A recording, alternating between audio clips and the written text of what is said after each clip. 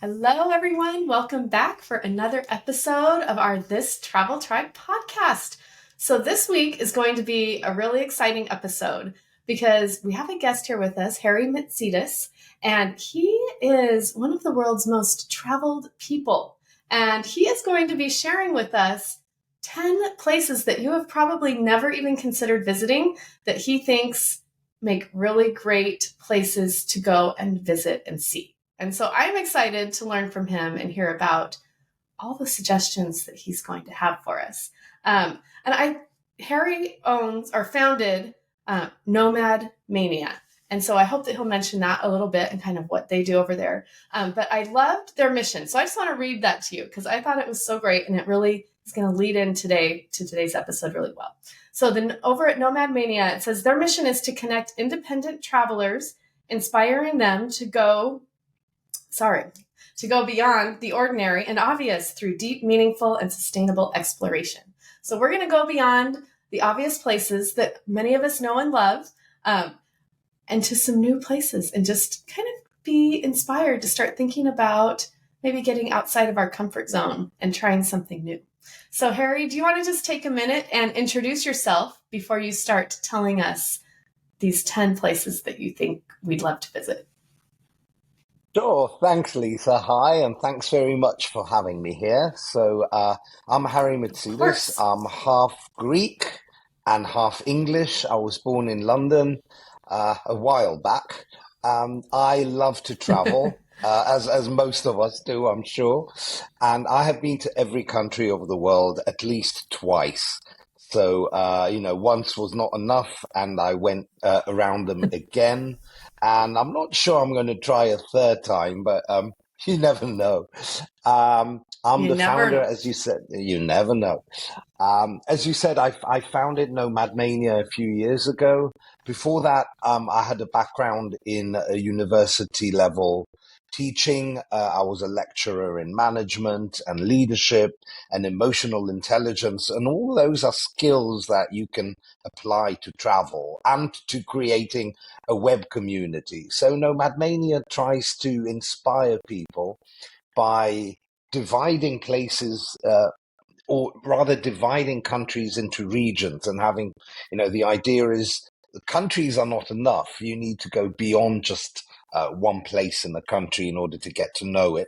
And, we give out scholarships to people who've never traveled much. We are a non-profit. And the idea is just to educate and inspire and give people ideas and information about travel. It's all free. So, yeah, join.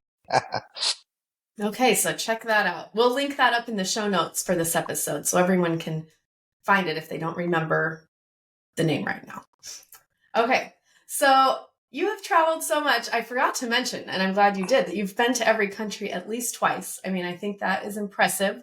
So what better person could we have here today with us than you to share with us 10 places that you've been that you think are maybe just off the radar for most travelers. So, do you want to just tell us what comes to mind first? Well, I think the first one that comes to mind is one that may not exist very long. So there's a small country in the Pacific that's called Tuvalu. It's one of the smallest countries in the world, both by size and by population. It's composed of eight tiny atolls, and it's about 2 hours flight away from Fiji, which is quite popular. Mm. I think while a lot of travelers and families flock to Fiji, no one ever thinks of going to Tuvalu. But what Tuvalu has, which Fiji doesn't, is this amazing sense of community. So because there's so few visitors, the minute you land, you're kind of one of them. And there's only about 10,000 people in the whole country. That's it. So it's smaller probably Wow. than the town where most most listeners will be. So it's really, really cute, kind of. The people are so friendly, and the airport is only used twice a week when the flight comes. So when the plane goes, then the runway transforms itself into a sort of outdoor gym and social meeting place. So you have people playing football, and they kind of set up little nets, and then you've got like volleyball, and families are playing around, and children are running around, and it's incredibly heartwarming to see this. It will, I'm sure that everyone will enjoy this no matter what age they are. So, if you've got children, I'm sure they're going to make friends very easily. It's probably the easiest country in the world to make friends.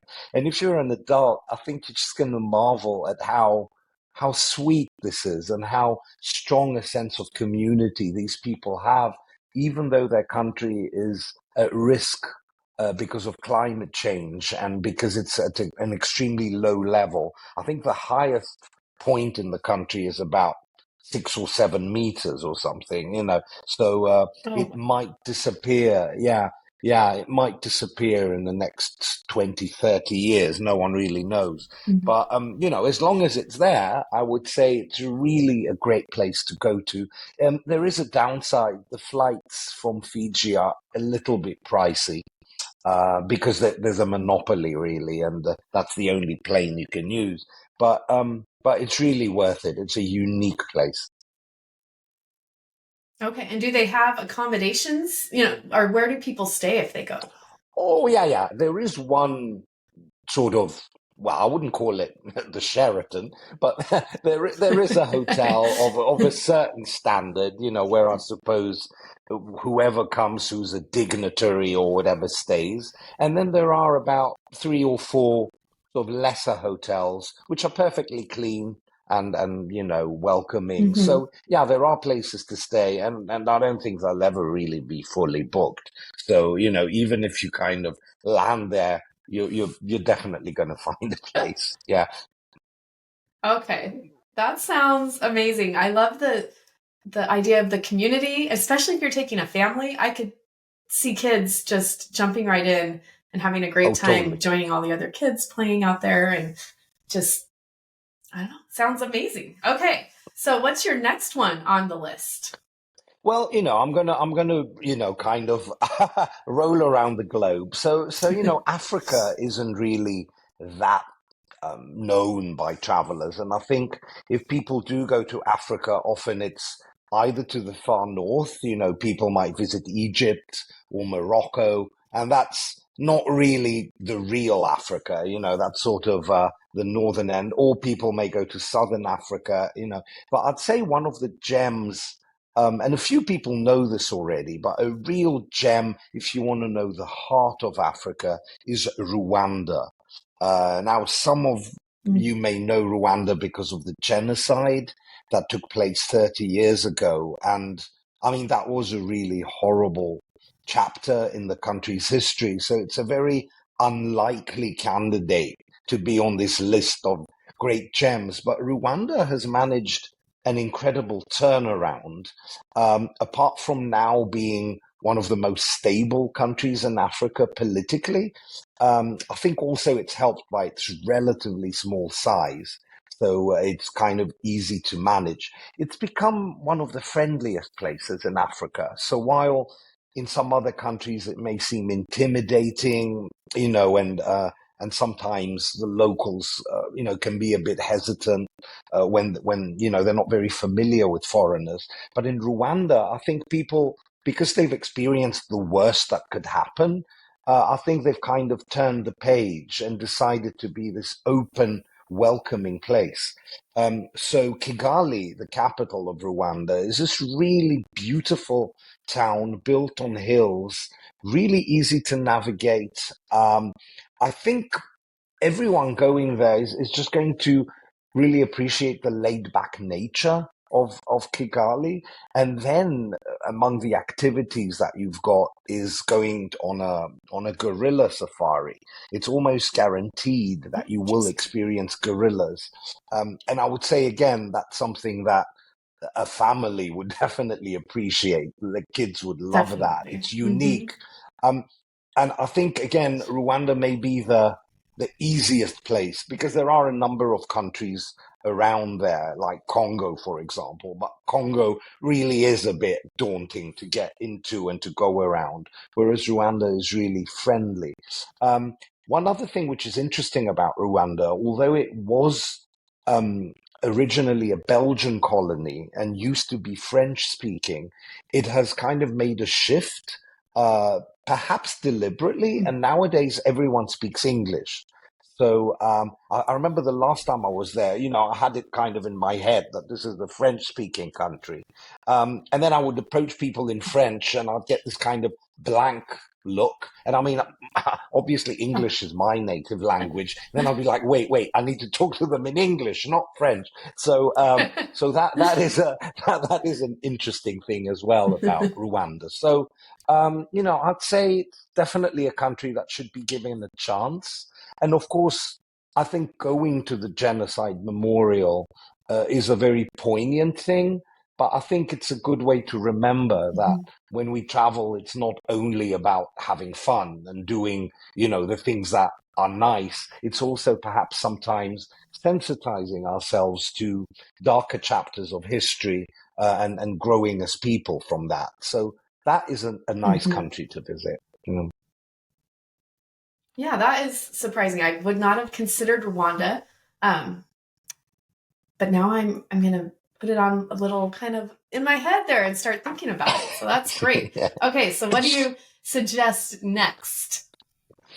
Okay, well, the next isn't a country in the sense of being an independent country, but I would say it's autonomous, and it does have its own international football team, so I think we can count it.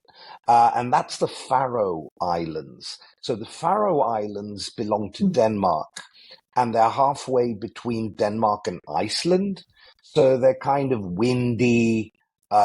You're going to get a lot of atmospheric uh, scenery, waterfalls, extremely beautiful nature.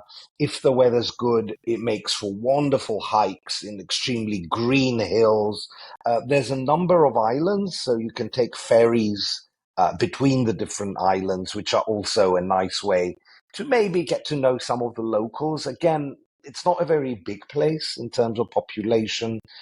They do have their own language, which is neither Danish nor Icelandic. I think it's probably halfway. I mean, I'm not sure. It is a Scandinavian Nordic language, but its own.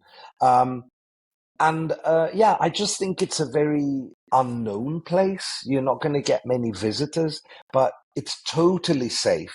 I think you could leave your belongings with, your door open and you're going to find them as you left them. I think theft is totally unknown. Um, and you're going to get some really nice seafood because obviously fishing is one of the main industries there. So I think for people who like a bit of a more active holiday, who might appreciate hiking more and really like nature, Faroe Islands is truly an unexplored gem. That sounds amazing. Okay, I love being outdoors and hiking. So that is definitely piquing my interest. Is the landscape similar to Iceland then, or is it closer to It Norway, or is it just kind of its own unique place? Um, well, again, I mean, the difference is that Iceland is just one big volcanic island. In the Faroes, you've got, I'm not sure exactly how many islands there are. There's at least six or seven. So, you will get many different choices as to where to go. I would say it's not that Mhm. different from Iceland. Maybe it's a little less dramatic, and you don't have an active volcano there, as far as I know. I think Mhm. they're probably volcanic originally, but I'm not sure they've had an eruption anytime recently. But you've got some really pretty waterfalls, and sort of it's very mystic there because the weather is probably not going to be great. So, you get this low-lying fog. And I think that people usually flock to the beach. and can't wait for a sunny holiday. But sometimes having this moodier weather is also really nice. So yeah, yeah. It is. Especially for me being from Phoenix, it's kind of exciting to Oh have yeah, to put on a jacket, you know? oh yeah. You So will that need a sounds pretty jacket great. there. Oh, yeah. Yeah. Yes, definitely. All right. So now, what else do you have on your list? Okay, you know what? Let's go to the southern hemisphere again and let's look at Okay. Uruguay. Now, again, let me just say I have not Mm. prepared for this. I'm kind of thinking of the world map as we go along. So I don't know how many Yes. people would consider Uruguay, uh, a possible destination to visit. It's kind of sandwiched between Brazil and Argentina. And I guess both those bigger countries get a lot of travelers. But Uruguay is a bit of a gem. First of all, it's more developed, I think, than either Brazil or Argentina. I think it used to have the reputation of being a little bit like the Switzerland of Latin America. Well, that's pushing it a bit. Switzerland in terms of being more organized, not the mountain part, but more, the organization and the fact that there is a bit of an order. It's not chaotic like some of the other countries in Latin America. But I think Uruguay is a very good introduction to the continent. So if you've never been and you're a bit hesitant, and not sure, I think in Uruguay you can get really nice beaches. Sort of, one of the places there is world renowned, Punta del Este, and I think people come from the neighboring countries. It's kind of a jet set destination. But then inland in Uruguay, you've got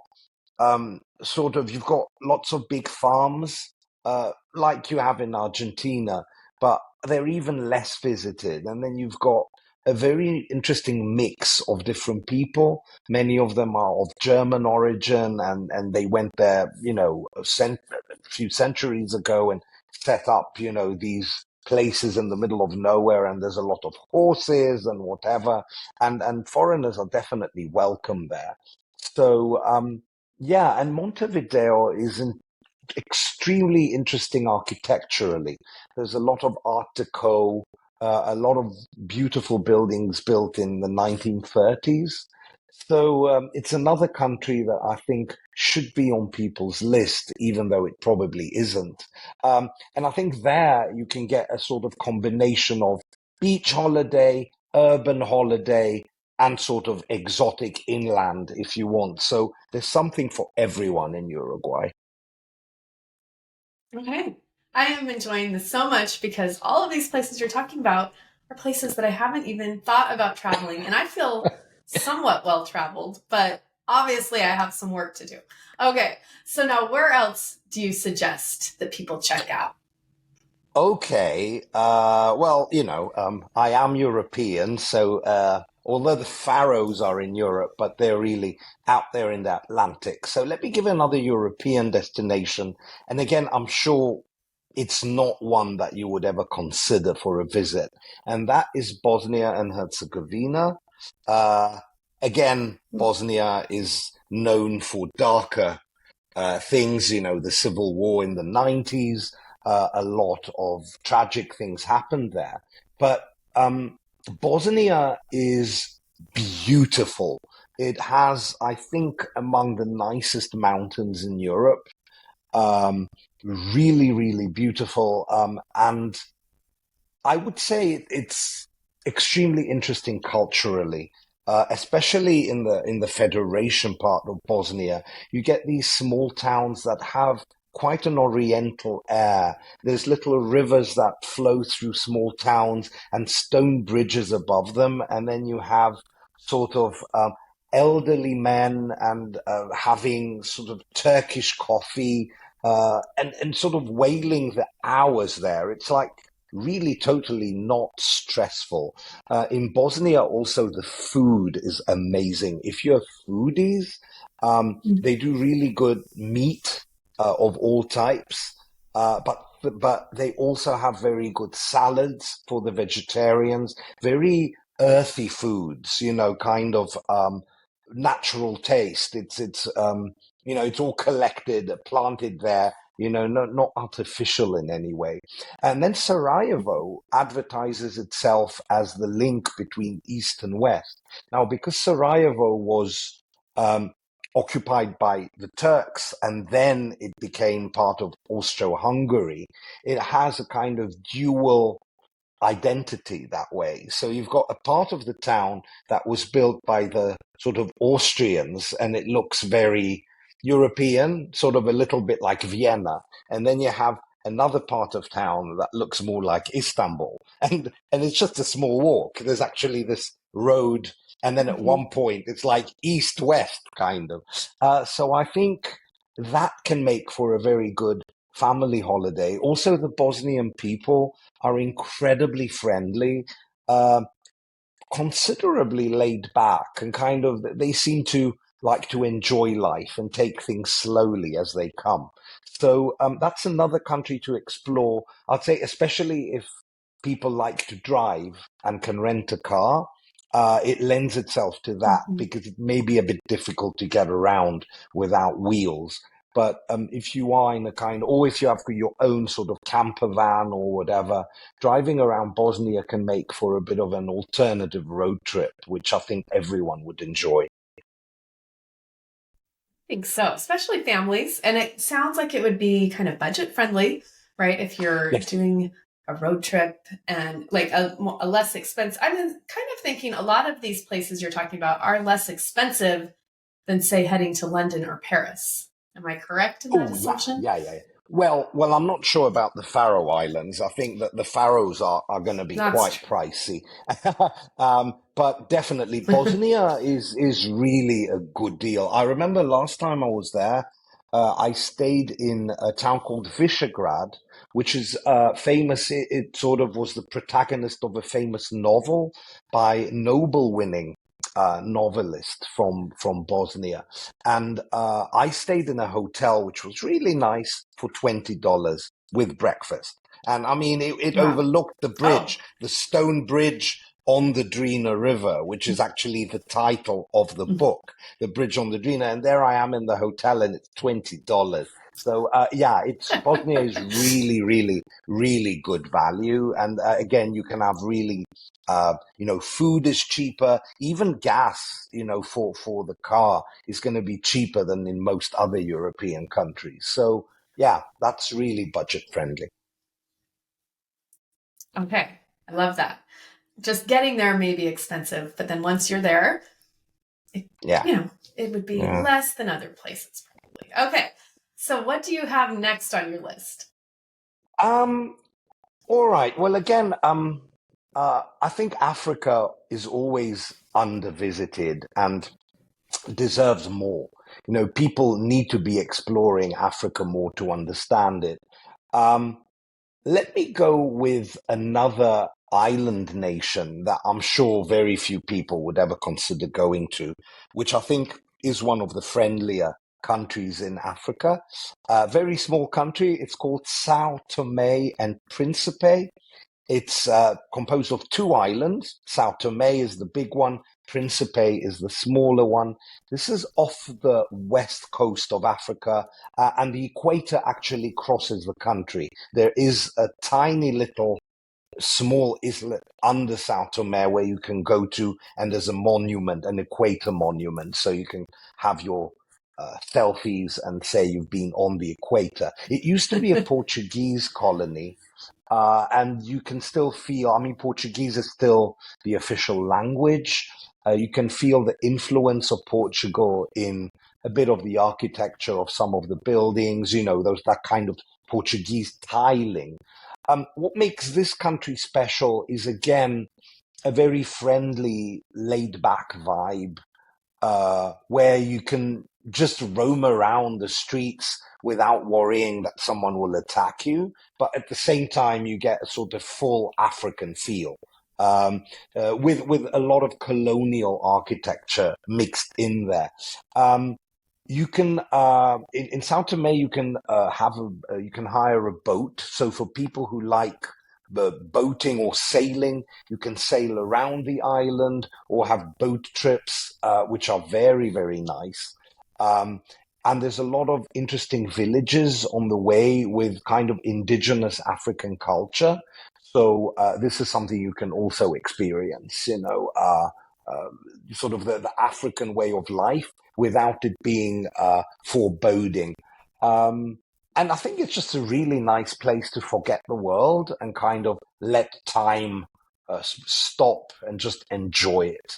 I really think it's totally safe there.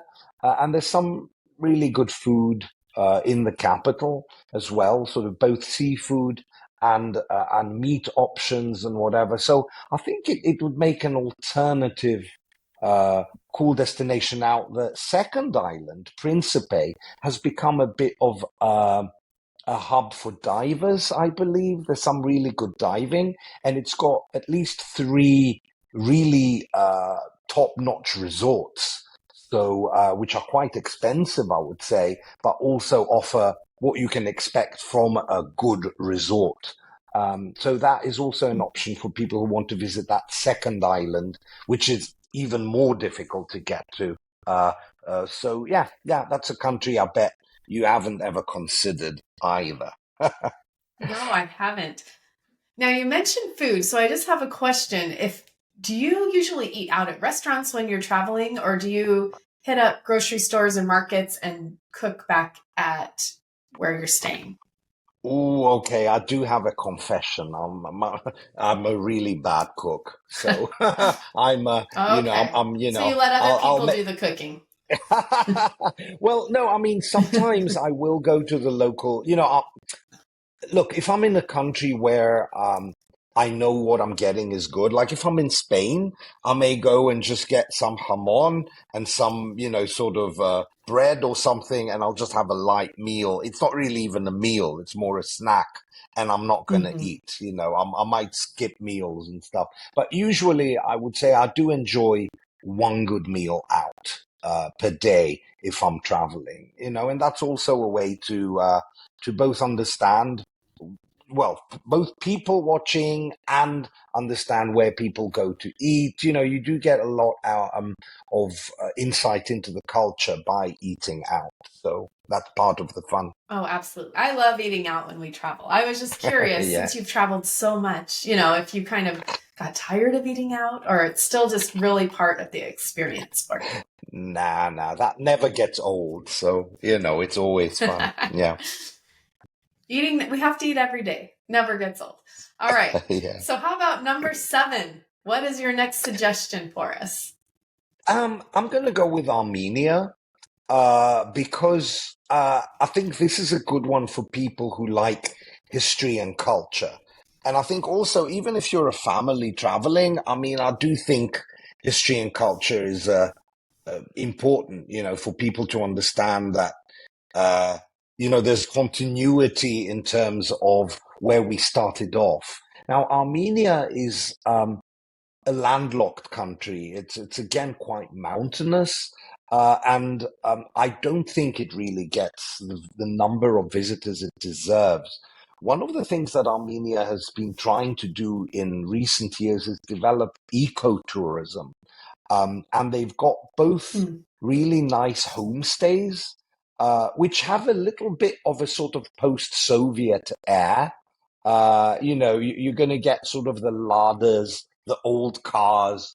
Maybe it's not top notch, but you're going to get really friendly Hmm. locals who are going to maybe prepare a meal for you again with uh, very, very fresh local produce. Um, and they've also developed, they've got wineries, they've got their own vineyards. Some companies are trying to develop sort of export of wine. The last time I went to Armenia with a small group, we did river rafting. So they've got these rapids, and they've even got the infrastructure for things like that, which I think is something families and people of all ages can enjoy. So I think in Armenia, you're going to get a really nice holiday in nature. And at the same time, you've got all these ancient monasteries and churches. Armenia was the first country to adopt Christianity, I think in the second or third century AD. Some of the churches there, they date back to the 8th or 9th century. I mean, we're talking about buildings that are more than 1,000 years old. So it does have a very unique culture. It has its own script, which is, impossible to figure out for the rest of us. But that in itself is intriguing. You see all these road signs and symbols that are totally not familiar. And again, it's an extremely economical country to travel in. Really cheap once you get there. Some of the prices will sometimes seem like they're missing a zero at the end. So yeah, I think that can be um, a very friendly country to travel in. Okay, I love all the pieces of that. Now I have a question, little kind of side note. When people are traveling and they only know one language, like many of us Americans, which I think is crazy, but it's true. Um, if you're in Armenia, how is it getting around? Like, do you have any tips Um, for, overcoming kind of a language barrier? Google Translate. You Okay, would be surprised. I I do mean, love that. yeah, yeah. Well, as long as you've got internet, that will never let you down. Now, in countries like Armenia, in the capital, you're going to get a decent amount of English speakers. The younger generation are learning English at school, and I would say, you won't have trouble in Yerevan, the capital. But yeah, I mean, once you go out, it might be a bit more challenging. However, what I found surprising, the last time I was there, in a number of hotels, there were members of staff from India. So they go to Armenia Hmm, to work they speak and they English. do speak English. So often you'd have sort of the Indians in the hotel were the ones who could speak English, and the other staff, the local staff, they didn't. They speak Russian and Armenian, of course. So yeah, I mean, I think Google Translate is what you can use if desperate. um, I think, on the other hand, my advice is always try to learn about 20 words in the local language. You can do it on the flight over. I mean, 20 words shouldn't be that hard. And the result of that is going to be phenomenal. Like, people, even if they realize you don't speak it, just the effort of saying hello in the local language or goodbye or maybe counting to five, you're going to get so much for that effort in goodwill, and just, you're going to build connections based on that, which transcend the language, so it's worth it. Okay, that's an excellent tip. And I think that's a fun challenge for adults and kids, right? It's something that everyone would get excited about, is learning a few Yeah, new words, which seems yeah, appropriate if you're going to go spend time in a new country. yeah, yeah. Excuse me. All right. That's all right. Okay, so number 8 on your list. What Number do you eight. suggest for us? Okay, well, you know what, I think the Middle East also deserves an entry here. And this country is a little bit touristy. It is known, but I do think it's overshadowed by its neighbor. So I'm going to go with Oman, which is in sort of the southeastern tip of the Arabian Gulf, compared to the Emirates or the other countries, North Qatar, etc. It's quite big. And it's got a lot of desert, and not that many people. So there's a lot of space in Oman. Now, in Oman, the big draw are the people. They are lovely. They're really, really friendly. I actually taught in Oman about 10 years ago. I lived there, and I was just charmed by how natural the people are. They are really good people in Oman. Um, and I think for travelers in Oman, again, you've got the combination of beaches, which are really nice, where, you're not going to get uh, very many people, so you can have them all to yourself, and a lot of beautiful desert, sand dunes. So for people who appreciate that kind of raw beauty of the desert, Oman definitely does the job. while at the same time being really friendly and also having really nice, good infrastructure. So good roads, you can definitely self-drive without much trouble. And wherever you go, you're going to be welcomed with a smile. The people there really, really do the country justice. Uh, there isn't that much of an urban feel. So I think if people are looking for an urban holiday, then Oman may disappoint. But in terms of, you do get your old castles. There's a couple of renovated old castles that are interesting to visit. And yeah, I mean, it's a country when I hear Oman, I always kind of smile. It's such a welcoming place. And I don't know why, everyone goes to Dubai, which is right next door to Oman. So Dubai gets so many tourists, but in my opinion, Dubai is really overrated. But Oman has all the soul. The people really have soul there, and I think it's sort of very classic, typical Arabia without being in any way dangerous or, I mean, it's really safe. And yeah, I think I can really recommend Oman. Okay, that sounds amazing. What's your favorite thing that you've eaten while you've been there? In Oman, well, I think anything to do Yes. with meat. Yeah, I mean, in those countries, the meat options are good, so sort of kebab, classic kebab with a bit of hummus on the side Hmm. always does the job. I used to eat that Sounds almost daily back fantastic. in the day. Yeah, it's really good stuff. Yeah, Okay. I just always like to know what food I can look forward to when I'm visiting a new yeah. place. Yeah. So, all right. So, number nine, what do you suggest? We're Okay, almost done with the two list. I'm a little left. sad about that. Yeah, it's very difficult to choose. When I visit countries, I almost feel it like every country means something to me. But let me find one which I Hmm. think really. All right. Well, again, I'm going to go with a European country, which again I think is undervisited. Um, and maybe it's not that different from Bosnia in terms of landscape, and that is Romania. I think people may know Romania because of Dracula. I think everyone immediately associates it with Dracula.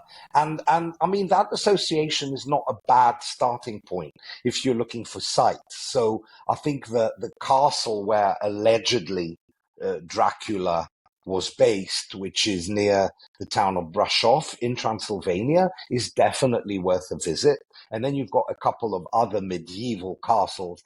That kind of thing is something for the whole family. I think visiting a castle that looks like it's out of a Disney film, only that it's real and it's in front of you, this cannot fail to charm people. So I think Romania has more than that than most people, than most countries. But Romania is really big and it's also really diverse.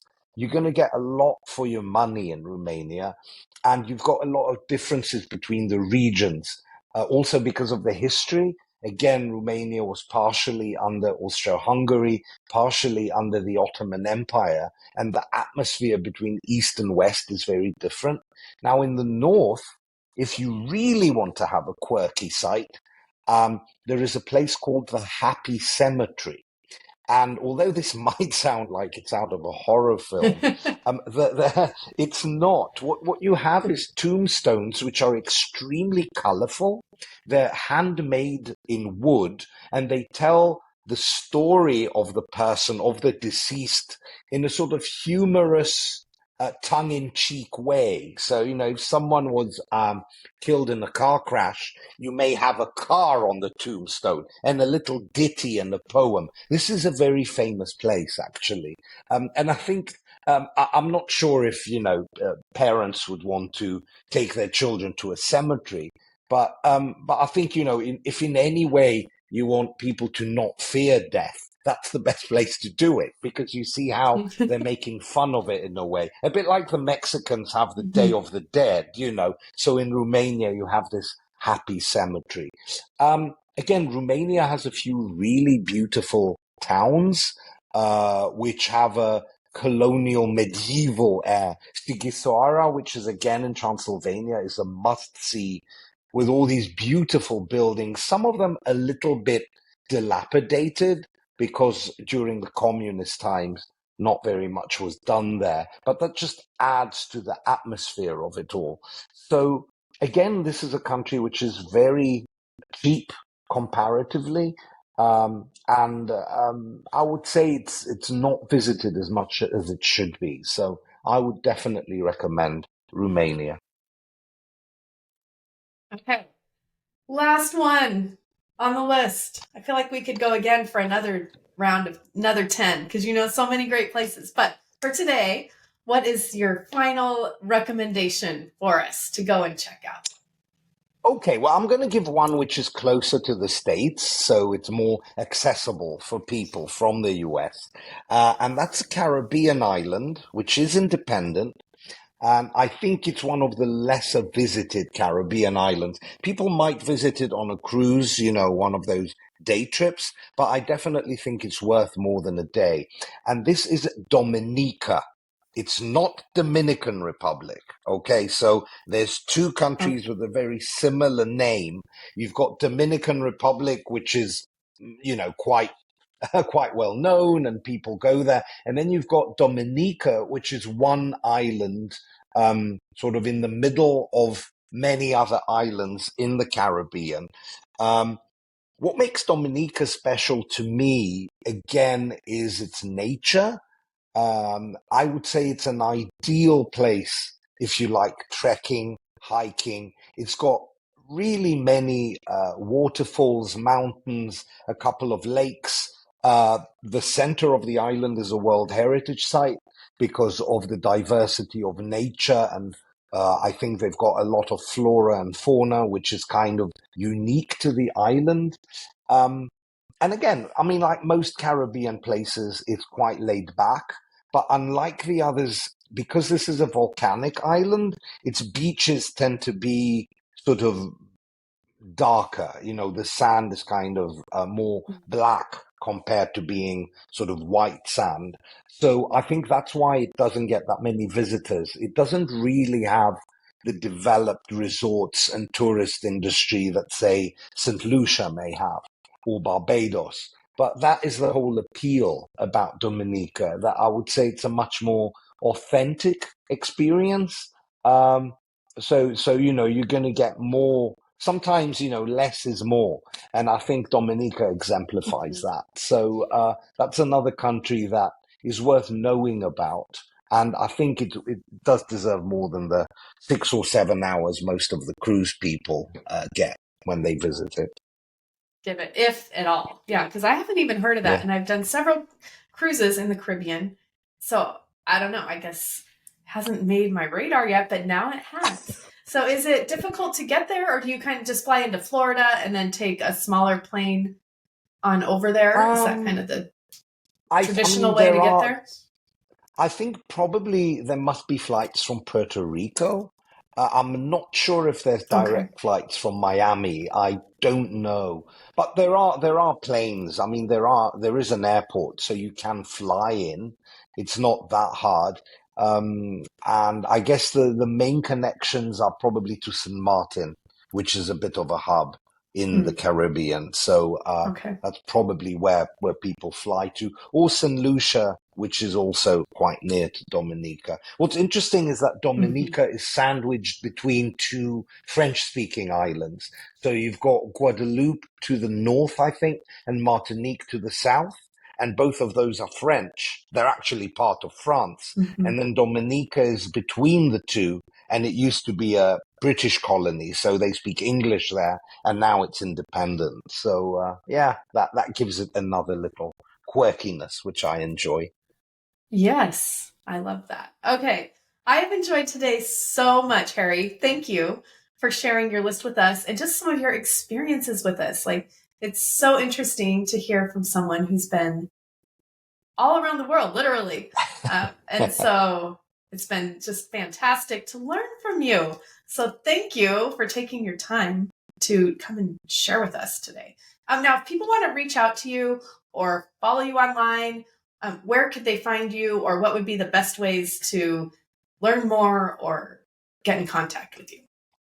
Well, I do have an Instagram profile. It's Harry Nomad, so just 10 letters. It is shut because I am kind of a private person, but if you send, a follow request, I'm probably going to approve it. And also, of course, there is Nomad Mania, which is free. And I invite everyone to browse it, and hopefully you will like it and make a profile and join our community. We are growing. We do have trips sometimes, even maybe to some of the places I talked about. So, we try to create connections, and I'm always there. And yeah, just email me through Nomad Mania.